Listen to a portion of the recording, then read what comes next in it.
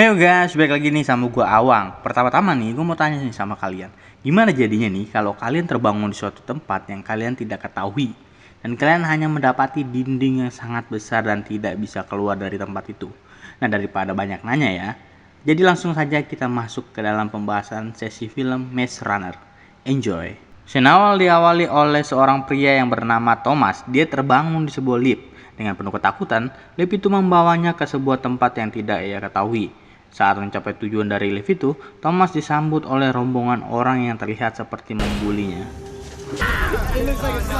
Karena kondisinya yang kurang nyaman nih akibat orang-orang di sana, kemudian Thomas berlari menjauh. Namun apa yang dilihat Thomas nih membuat ia terkejut dan terdiam. Di depan sana, Thomas melihat sebuah tembok raksasa yang mengelilingi tempat itu. Setelah kejadian itu, Thomas berada di dalam kurungan untuk beberapa saat, hingga pada akhirnya nih datanglah seorang pria yang bernama Albi. Albi mengatakan kepada Thomas bahwa ia bukanlah musuh ataupun penjahat. Sesaat setelah itu, Albi mengajak Thomas untuk berkeliling area tersebut. Di sini Albi menjelaskan nih bahwa mereka bertahan hidup dengan cara bekerja sama. Albi juga mengatakan bahwa keperluan mereka disediakan oleh kotak yang akan datang setiap bulan guna memenuhi kebutuhan mereka. Namun nih, di sini Thomas masih merasa penasaran akan tempat ini, terutama tembok besar di depannya.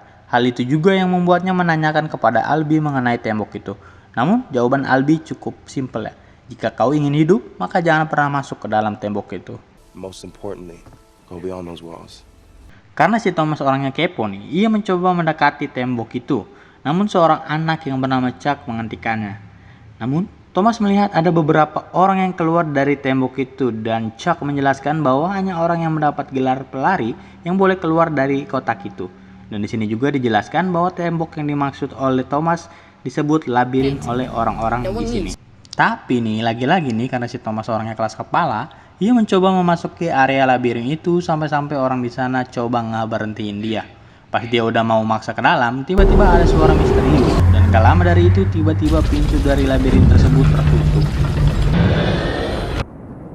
Malam harinya nih, orang-orang di sana berkumpul dan melakukan pesta. Pada bagian ini, Newt, salah satu orang di sana, ngomong ke Thomas kalau labirin di sana sangatlah berbahaya.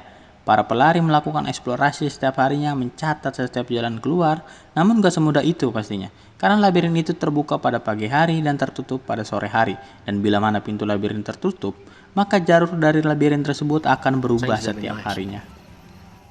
Esok harinya nih, saat Thomas sedang mencari pupuk di pinggiran hutan, tiba-tiba dia diserang oleh seseorang di sana. Nasib baik masih menyertai Thomas karena dia berhasil selamat. Dan diketahui juga bahwa yang menyerang Thomas ini adalah seorang pelari yang disengat di dalam labirin. Jadi kayak zombie gitu ya sih efeknya. Dan apa yang terjadi kalau seorang disengat? Mereka akan dipaksa memasuki labirin atau bisa dibilang dibunuh secara tidak langsung.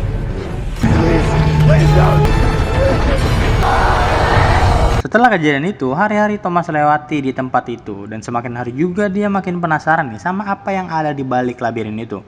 Sampai akhirnya di sore hari, saat mereka berkumpul nih nunggu tim pelari, mereka melihat Minho membawa salah satu pelari yang terluka. Pintu labirin hampir tertutup. Seketika itu juga Thomas berlari niat ngebantu Minho nih, namun dia malah terjebak di dalam labirin bersama Minho. Dan saat berada di sana, mereka bekerja sama nih untuk mencari jalan keluar dari labirin itu, termasuk menyembunyikan salah satu pelari yang terluka di atas dinding nih. Nah, sesaat setelah itu muncullah sosok monster nih, seperti laba-laba yang mengejar mereka berdua. Mereka berdua berusaha lari dari kerjaan monster tersebut. Beberapa orang di sana menunggu di depan pintu labirin mengharapkan mereka kembali, walaupun kemungkinannya yang sangat kecil. Tapi ternyata nih, mereka bertiga berhasil selamat dari labirin itu. Setelah kejadian itu, Minho mengatakan bahwa ia butuh kemampuan Thomas untuk menjadi seorang pelari. Dan saat melakukan rapat, tiba-tiba terdengar suara lift. Berisikan wanita yang membawa pesan, dia adalah orang terakhir untuk selamanya. Yang artinya nih, gak bakal ada orang lagi yang akan dikirim ke sini. Dan kemudian mereka membawa wanita itu ke tempat aman. Dan mulailah eksplorasi pertama Thomas ke dalam labirin itu bersama para kelompok pelari. Di dalam labirin itu terdapat bangkai monster yang kemarin berhasil mereka bunuh. Dan di dalam tubuh monster itu mereka menemukan benda seperti sebuah alat pelacak. Dan kemudian mereka membawa benda itu pulang untuk meneliti benda itu.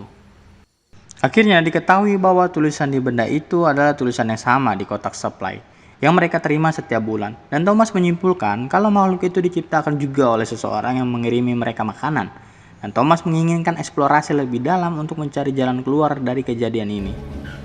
Setelah mereka menyelesaikan rapat nih, tiba-tiba Minho mengajak Thomas ke sebuah tempat berisi miniatur dari seluruh rute labirin yang sudah mereka kumpulkan.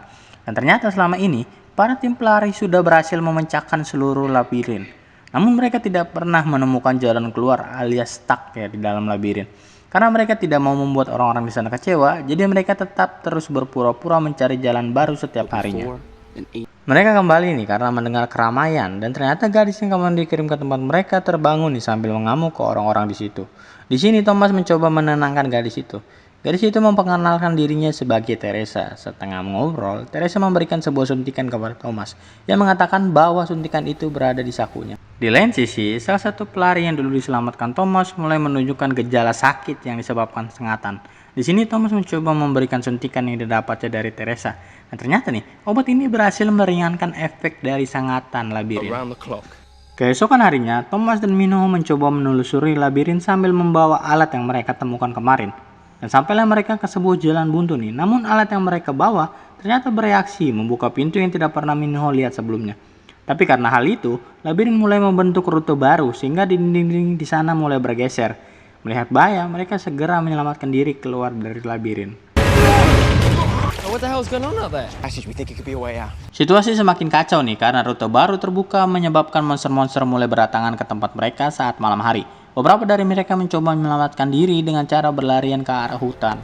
Setelah mereka rasa cukup aman, pertengkaran kecil terjadi karena Gali menyalahkan Thomas karena kejadian ini. Saat itu juga Thomas menyuntikkan obat yang dulu dibawa Teresa ke badannya. Dan karena kejadian itu, ia pingsan dan sedikit ingatannya mulai kembali. Saat terbangun, Thomas mengatakan bahwa ini adalah sebuah permainan. Mereka sedang dites oleh orang-orang di balik ini. Dan orang itu juga termasuk Thomas dan Teresa yang sudah bersama saat mereka melakukan eksperimen. Bahkan sebelum mereka membawa orang-orang ke dalam labirin ini. Situasi mulai memburuk nih saat kelompok di sana terbagi menjadi dua bagian. Sebagian mempercayai Thomas yang bisa membawa mereka keluar dan sebagian lagi menyalahkan Thomas akan kejadian kemarin. Hingga pada akhirnya, Thomas bersama beberapa kelompok termasuk Minho dan Teresa memilih mencari jalan keluar melalui labirin itu. Sedangkan yang lainnya tetap menetap di dalam. Tentu saja nih, pelarian mereka tidaklah mudah. Mereka harus melewati monster-monster di sana. Bahkan mereka harus kehilangan beberapa orang yang terbunuh akibat monster itu. Hingga pada akhirnya, mereka berhasil memasuki sisi dalam labirin yang tidak pernah mereka lewati sebelumnya. Saat mereka menelusuri lorong itu, mereka menemukan sebuah ruangan berisi fasilitas penelitian. Di sana juga mereka menemukan rekaman milik Dr. F yang mengatakan bahwa dunia yang mereka tempati sudah nyaris punah akibat bencana matahari dan sebuah virus. Dan mereka adalah anak-anak terpilih yang sedang diuji oleh mereka untuk bisa menyelamatkan dunia. Sayangnya nih, ada beberapa orang yang membenci WIC atau nama dari tim peneliti ini ya. Sehingga mereka mencoba membunuh seluruh anggota WIC. Terlihat juga dari rekaman tersebut, para WIC sedang dihabisi secara brutal. Namun Dr. Alpha menyempatkan merekam rekaman ini untuk para survivor. Untuk mengetahui bahwa WIC bukanlah orang jahat. Sesaat itu juga Dr. Alpha mengakhiri hidupnya dengan cara menembakkan kepalanya dengan pistol. Saat mereka hendak keluar dari tempat itu nih, tiba-tiba datang si Gali nih. Si Gali mendondongkan pistol kepada Thomas, mengatakan bahwa mereka tidak seharusnya berada di luar. Dan ternyata si Gali ini sudah mulai menunjukkan gejala penyakit yang menyebabkan pikirannya kacau. Tanpa diduga-duga, Gali menembak pistol tersebut, namun Minho dengan sigap melempar batang besi yang menyebabkan Gali KO. Namun akibat dari tembakan itu nih, Chuck terpaksa harus kehilangan nyawanya karena melindungi Thomas. Lalu saat itu juga beberapa orang membawa mereka pergi dari area itu menggunakan helikopter. Dan ternyata nih, pada scene akhir, si Dr. Aft ini tidak mati guys. Dia hanya pura-pura menjadi orang baik. Dia juga mengatakan bahwa ujian mereka akan terus berlanjut. Dan ending dari film Maze Runner 1 pun berakhir di sini. Jadi itulah alur cerita dari film Maze Runner 1. Tenang guys, gue bakal lanjutin Maze Runner season selanjutnya ya. Jadi biar ceritanya nggak mati sampai di sini. Jadi tungguin aja untuk konten selanjutnya. Gue Awang izin pamit, sampai ketemu di konten-konten lainnya. Bye.